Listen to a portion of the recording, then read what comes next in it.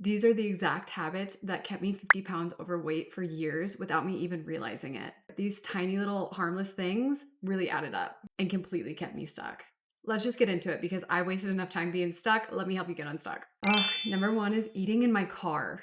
I felt like my car was my private little cocoon. And this was my thing. Like, this is probably honestly where I packed the pounds on. Almost every morning for years, I would get a Starbucks latte and one of their little breakfast sandwiches.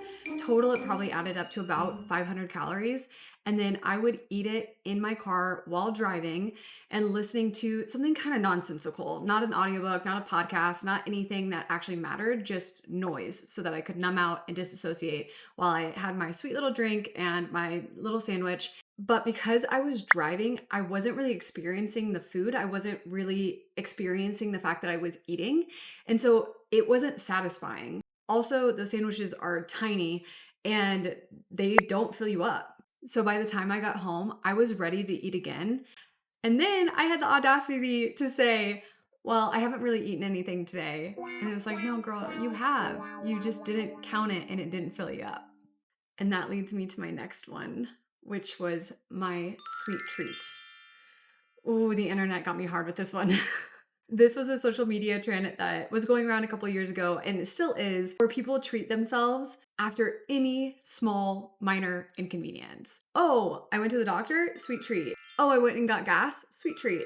And this got so bad, you guys, that literally any time I would have the smallest inconvenience or do like one singular adult thing that adults should just do, I would treat myself afterwards. I literally trained myself like a dog so that every single time anything inconvenient came up in my life, I automatically started associating the feeling of discomfort with a sweet treat. So it went from, oh my gosh, I went to the bank or the DMV or the doctor or whatever, and now I get a sweet treat, to, oh my gosh, I need to send an email, sweet treat. I need to have an uncomfortable conversation, sweet treat. I'm bored, I'm lonely, I'm tired. And then the sweet treat stopped coming after and it started coming before. And then I would procrastinate by eating. This is where I invented the term prosnackinate because I would literally procrastinate by snacking. I'd be like, oh yeah, no, I'll totally do all of those dishes and all of those things that I need to do to just get on with my day. But let me just have a little snack first, let me just like get a little treat first and then I'll do it. But you know what that meant? That meant that I had to get out the food. It meant I had to like prepare it if it was something that needed to be prepared. It meant that I now had to do those dishes and put it all away and clean it all up. And then an hour had gone by. And of course, I'm on my phone when I'm eating. So I'm not actually registering that I'm eating. So I'm eating so much more. And then an hour has gone by and I haven't even started the thing that I need to do yet because it made me mildly uncomfortable. And then I would think to myself, oh my gosh, I just wasted an hour and I still have to do the thing that I need to do. Man, I'm hungry again. I want a sweet treat again. And the cycle would repeat itself. So the sweet treat trap is a dangerous one. I was so in that. And honestly, that was one of the ones that I had to break in order to lose the 50 pounds. I had to recognize that I could celebrate things and I could congratulate myself on things without a treat being involved. And I had to actually learn to listen to my body of whether it even wanted the treat or not. There were so many times during my weight loss that I would automatically go to be like, oh yeah, treat time. I did something uncomfortable, treat time. And I would have to check in with myself and be like, oh, wait, I don't actually want this thing. I've just trained myself to associate discomfort with that. Oh, that one was hard to break. Get out of this sweet treat trap. Your bank account will thank you because I was spending so much money. The next one was clean plate club, finishing all my food, eating till I was overfull. So everybody loves to talk these days about hormones. You need to balance your hormones to fix your gut health, but let's actually name some hormones. A lot of people know stress hormone, cortisol, but not as many people know the hunger hormone, which is ghrelin, and the satiety hormone, which is leptin. And when you constantly eat past fullness, you begin to overproduce ghrelin and underproduce leptin, meaning that you feel hungrier more often and you feel satisfied less often. And because I would constantly overeat, guess who was feeling hungry all the time? And again, because I trained myself to eat anytime I was uncomfortable, I stopped feeling my hunger cues. I would constantly eat past the point of overfull to where I didn't feel satisfied if I wasn't stuffed. And I actually learned to enjoy that feeling and came to expect it every single time I ate. So I was eating at such a huge volume. And I would almost feel embarrassed sometimes that I would be around friends eating and they would all say, I'm full. And I would like sometimes nod along and be like, yeah, me too. I wasn't. I was not. And if I took leftovers home in the car, you know for sure I was eating those in the car on the way home. Now I can't stand the feeling of being over full. And I stop every single time I am full. Even if I have like 2 bites left, I will pack that up and put it in the fridge for later. But back in the day, oh, you know I was shoving that down. Fasting was one of the things that helped me feel my hunger cues again and actually learn to decipher what was real hunger and not just emotional hunger. Food will never do the job that food was never meant to do. Food was only ever meant to nourish our bodies and also connect and, it celebrate cultures and things like that. But food will never take away boredom, loneliness, whatever in the long run. It might momentarily, but it won't work in the long run. And I had to learn that the hard way. God, this is embarrassing. But this is all really common stuff. And these are the things that we do in private. Because here's the thing, I wasn't doing a lot of this stuff in public. Maybe I was in public in my car, but I felt private because I was in this closed little cocoon, right? We have to start opening up these conversations so people feel less alone. Because I know for a very long time, I felt really, really broken. And I didn't understand why I struggled so hard with a relationship with food and no one else around me did. But here's the thing, most people are struggling with their relationship with food in some way, shape, or form, or their body in some way, shape, or form. And when we start talking about these things, we don't necessarily need to normalize them because they're not healthy, but we can take the stigma and the shame out of them. And then we can rely on each other for support and to get out of these habits because this doesn't have to be the way we live our lives. Ooh, but the next one is embarrassing. I had my favorite takeout places on speed dial. And one of the things that I recommend for my clients who struggle with overeating is that they break up with their food apps. And I'm not just talking about like logging out and deleting the app. I'm talking about removing your card information from there, logging out and deleting the app because it was way too easy for me to say, hey Siri, call pizza. Oh, Siri's listening to me. It's saying pizza not found. Yeah, because I deleted the number. And I could get my order delivered to me in 30 minutes or less. And it was so embarrassing, you guys, because I used to order so much food. I would order a medium or a large pizza because I would tell myself I was going to have leftovers for the next day. I'm like, well, it's a better value if I get the larger pizza and then I'll have leftovers. I never had leftovers. And I would get mozzarella sticks and I would get an order of fries and I would sit in bed and I would numb out watching the same TV show again and again and again until I like could not keep my eyes open because I wanted to dissociate so badly. And I would eat all of that food in one sitting. And it got to the point where my local pizza place knew me by name. And my order wasn't something that was so unique that they'd be like, oh, yeah, that's Raina calling. No, it was mushroom and sausage. Just by my voice, they recognized me. That's how many times I was doing this. And it was bad and it was expensive. And it was so many calories. But because I hadn't eaten all day, even though I had that 500-calorie coffee and that Starbucks sandwich and whatever snack that I persnackinated with and no actual full meals, I would justify it and be like, well, yeah, I haven't eaten all day. Like I have to eat this giant meal right now because I haven't eaten all day. Self-care. This is so bad. Oh, that's the next one. Eating while watching something. This was one of the hardest ones for me to break. And honestly, this is one of the hardest ones that I get from my clients. I get such hard pushback from them on this because people don't want to do it. Most of us don't eat without some form of entertainment these days, especially when we're by ourselves. And I came to this huge realization when I was watching my niece and my nephew. I pulled them from playing and I was like, hey guys, it's time to come and sit down. We're going to eat. You would have thought that I was inflicting the worst kind of punishment on them. They literally sat down, took a bite of a dinosaur nugget, took a bite of a french fry, and was like, Auntie, I'm done. I want to get down. And I was like, "I'm sorry, are we not at the same table? You have dinosaur nuggets and french fries in front of you. Why are you not chowing down? This is amazing." And I realized the first time that I ate without my phone in my hand, without scrolling, without watching something, without some kind of distraction, why it is so hard to get some kids to sit down to eat. Because it's boring. It's literally boring. It is so boring without the excess entertainment. The first couple bites, awesome, super entertaining. I'm having a great time.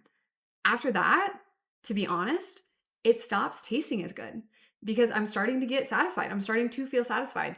10, 15 bites in, when all I have to do is sit there and focus on what I'm chewing, I understood. I was at the point where I was like, I'm ready to get up. I don't want to do this. I want to get up. I want to go play. So I get it now. Why little kids will be like, "Oh yeah, no, I'm not interested in this food at all. I'd rather go play with my Legos." Here's your takeaway. I always give my clients homework. Here's your homework. Eat your next meal without your phone in your hand. And I want to see how long you last at the table before you get bored or how quickly you get full. Also, are you putting your fork down between bites? Are you chewing fully? Are you having to use water to get the food down faster? Are you rushing for no reason? Are you really tense? It's interesting to notice these things because I ate on autopilot for so long that I stopped noticing these things. For the next one, I want to credit Jerome Ortega for this from the channel Finally Fasting. He introduced me to the concept of imperfect consistency, and this changed my life. It is the reason that I am sitting here 50 pounds lighter and maintaining it easily for a year. I struggled with perfectionism and all or nothing thinking for so long, and I really truly think that that was the number one thing that kept me stuck. I would create this perfect plan. I would follow it for a couple days. And of course, it would be incredibly strict and it would be a complete 180 from wherever I was actually at in life. I would eat something I wasn't supposed to, or I'd eat earlier than I'd planned to, or I would miss my walk, something little. And I would take that as the cue that it was time to just give up because I messed up. I made a mistake. So I should just throw the day away. If you were driving and you ran a stoplight in the morning, you wouldn't think to yourself, man, I'm such a terrible driver. I should just run stoplights all day long. No, no one thinks like that. They would think, oh my God, I just ran a stoplight. I could have hurt someone. I could have hurt myself. I should really slow down and pay more attention to what I do for the rest of the day. And you'd probably drive safer for the rest of the day. Why do we do the exact opposite when it comes to food in our diet? It doesn't make any sense. And I did this for years.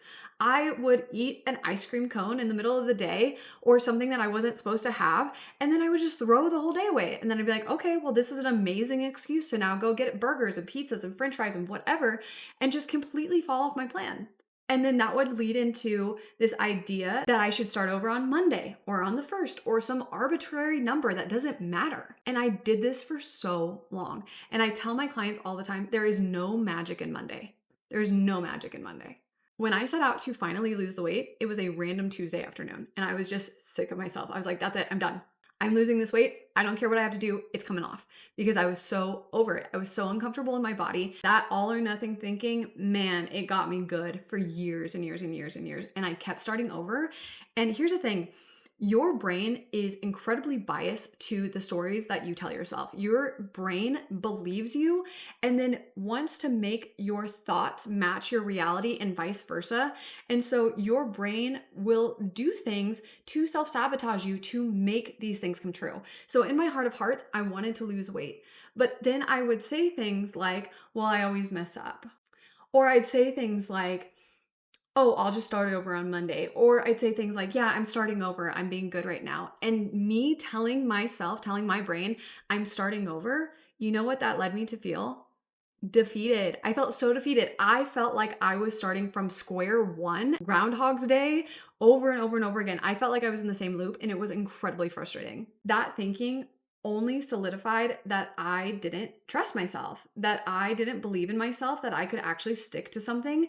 Because in my brain, I'd be like, okay, yeah, I'm starting over. I'm making this perfect plan. I'm doing all these things and it's going to be so good and I'm going to be so good. And it would be way too intense, full 180, different than where my life was now. And I didn't actually believe myself. And so my brain would be like, yeah, but you don't actually believe yourself because you always mess up.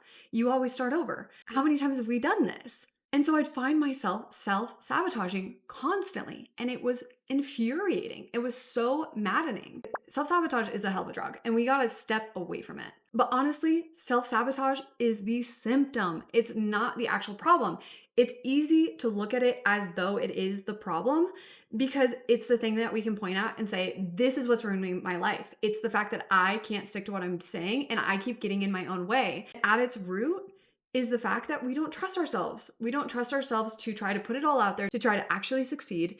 And therefore, we're going to be the reason that we fail. Self sabotage happened the moment I made that way too strict plan. That was the actual moment that the self sabotage happened in my life.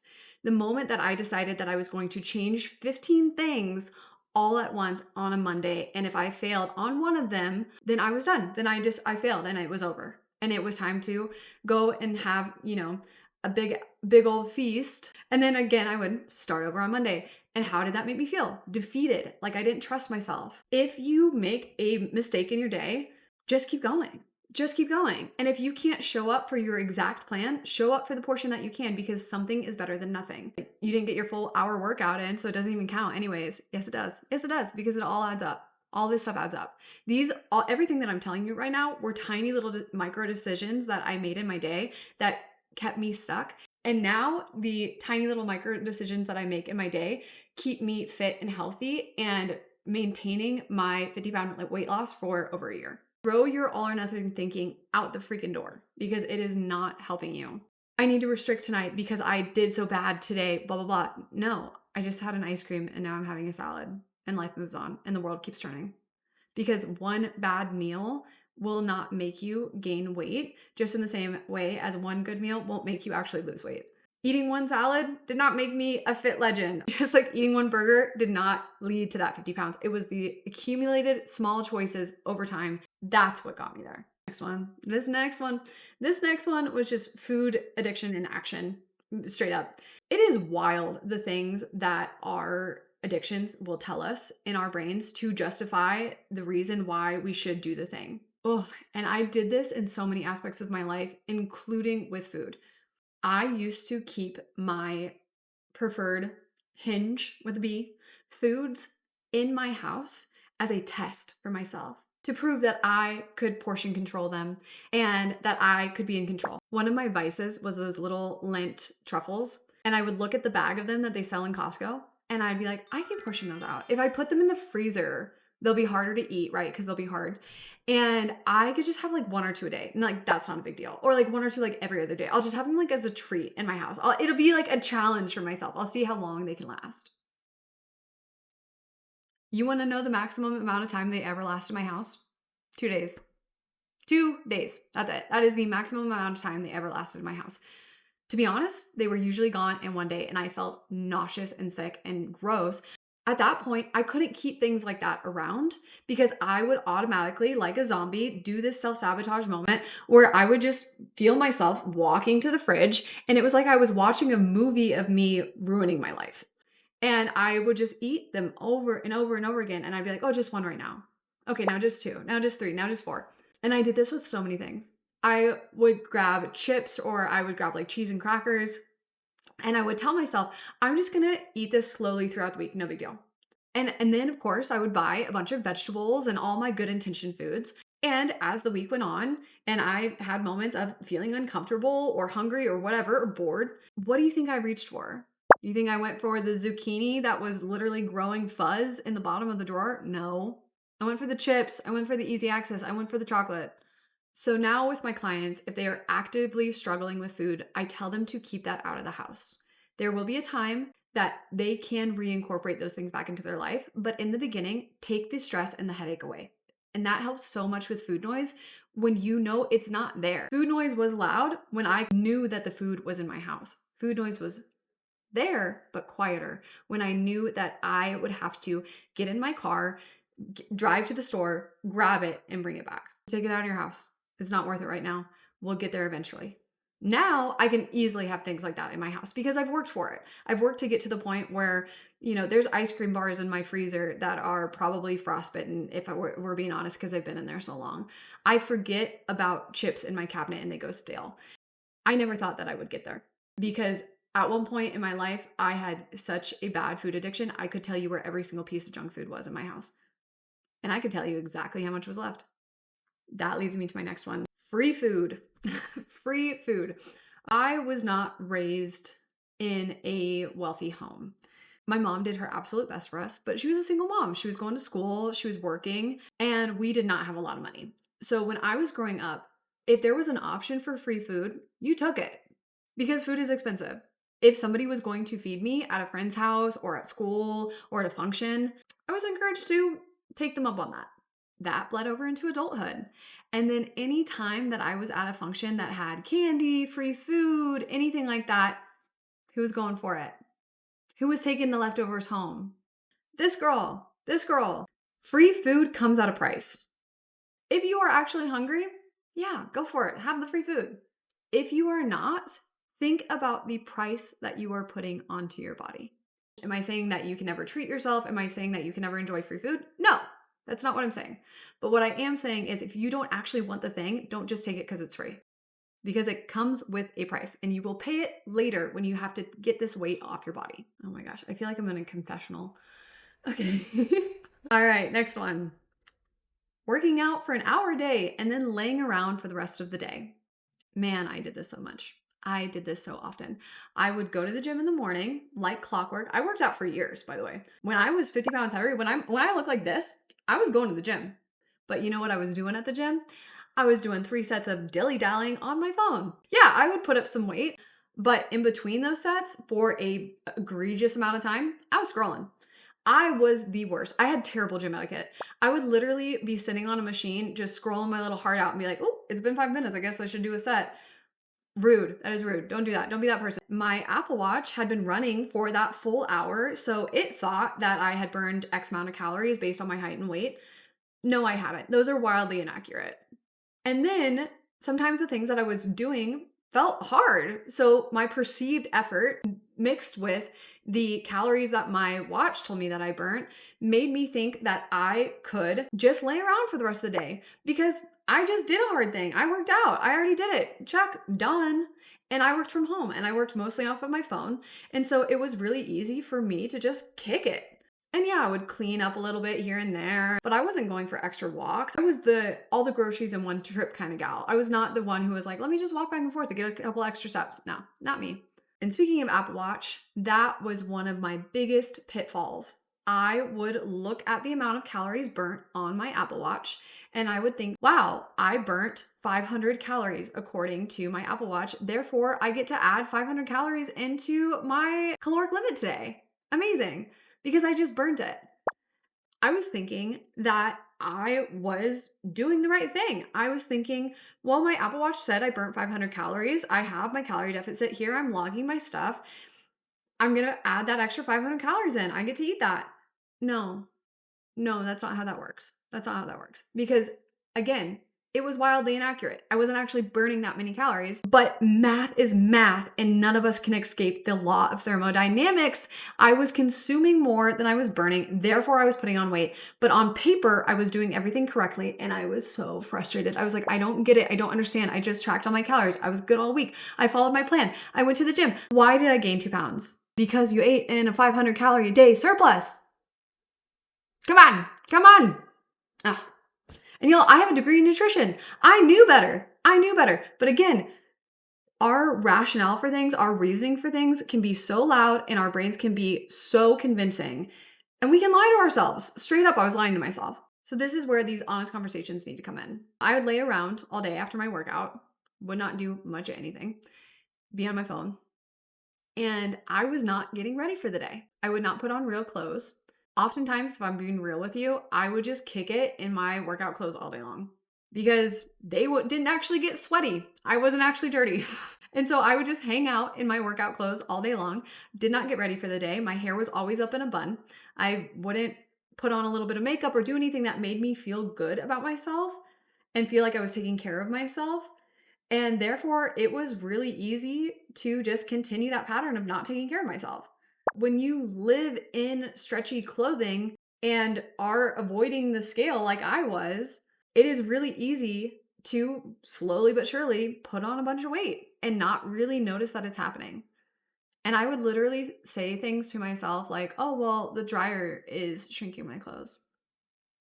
I hang up all my clothes. I don't use the dryer. Girl, what? No, no, that's not what's happening. The next one was letting the scale dictate my mood. First of all, I would avoid the scale very, very often because I would be afraid of what it would say because I didn't want the accountability and the reality check of what I was actually doing to my body. And here's the thing, whether or not you're actually getting on the scale and measuring it or not, it's still happening. The weight gain is still happening. Even if you believe to yourself, like, oh, no, it's not. It's not. Oh, that candid picture, that was just a bad angle. Oh, my clothes are a little tight. That's just the dryer shrinking them. I had an excuse for everything. I was missing accountability. And because I wasn't holding myself accountable with some sort of measurement like structured clothing or weighing myself, measuring myself, anything like that, it was very easy to lie to myself and be like, well, I'm doing everything right. I'm working out every day. It's all good. Oh, it's just a little water weight. Oh, it's just a little inflammation. No. And speaking of the scale, I would also let the scale dictate my mood. And I would let the scale feed into that all or nothing mentality. I would have these like fuck it moments where I would be like, oh, scale's up.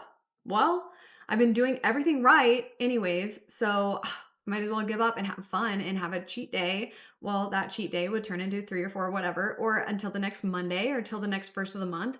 And by the time that I would get back on it again, I was up so much weight. Or if the scale was down, I'd be like, oh my God, time to celebrate. Like, I'm going to go have my favorite food, blah, blah, blah.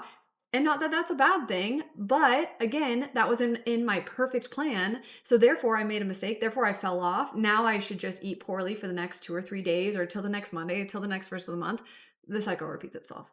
Now I use the scale as just data. The scale is data. When I step on the scale and the scale is up, I'm like, yeah, that tracks. That makes sense. I had a big eating weekend. I'm like, yeah, that tracks. And if I step on the scale expecting it to be up and it's down or it's still the same, I'm like, whoa, okay. What happened here? That doesn't make any sense because honestly, that should probably be up. And when it doesn't go down the way I want it to, I usually can figure out why. Because again, none of us are above the law of thermodynamics, meaning that if you consume less than you burn, you will lose weight. If you consume more than you burn, you will gain weight. None of us are above that.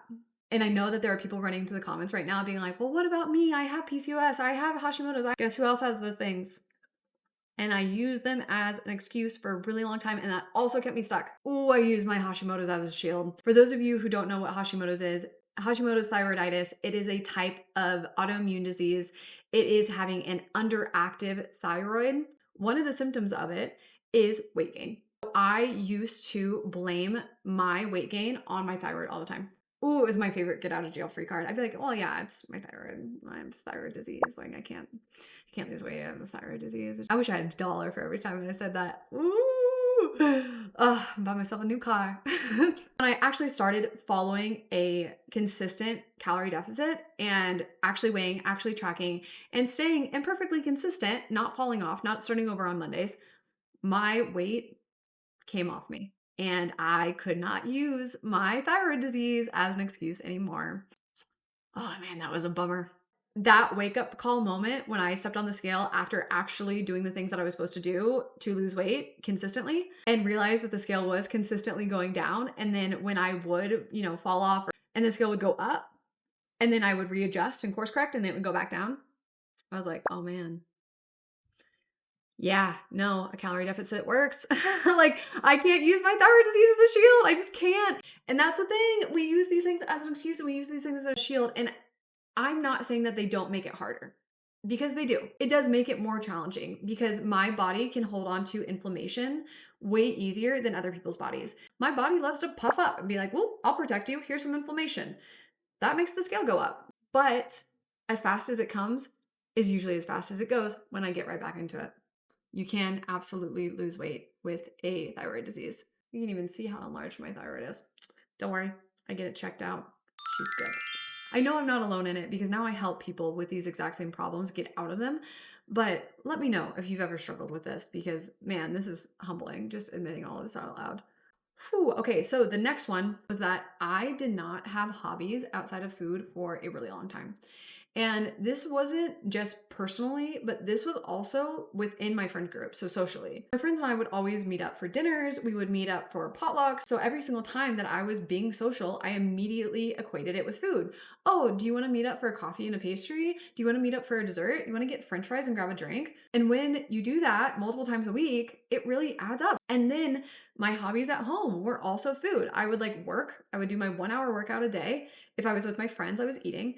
And then when I was home and I was bored, I was eating. I didn't have any hobbies. I would just scroll. That's all I did. And when you don't have hobbies, when you don't have other things that bring you joy and dopamine, it's very easy to feel unfulfilled and unsatisfied in life and think that, okay, well, hey, maybe food can fill this void.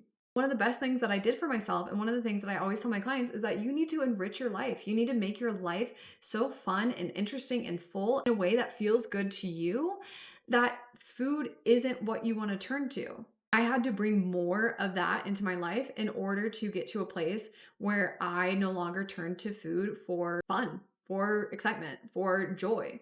And if you see a theme here, I was turning to food for everything. Celebrate, food. Uncomfortable, food. Lonely, food. Bored, food. That's not what food is for. So I had to create hobbies outside of food. And honestly, I started with my friend group first. I started asking some of my friends if they wanted to meet up for walks.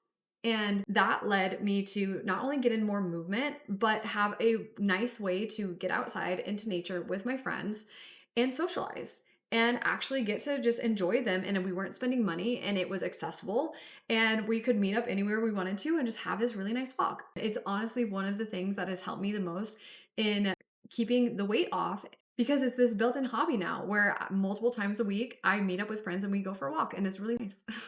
I love it.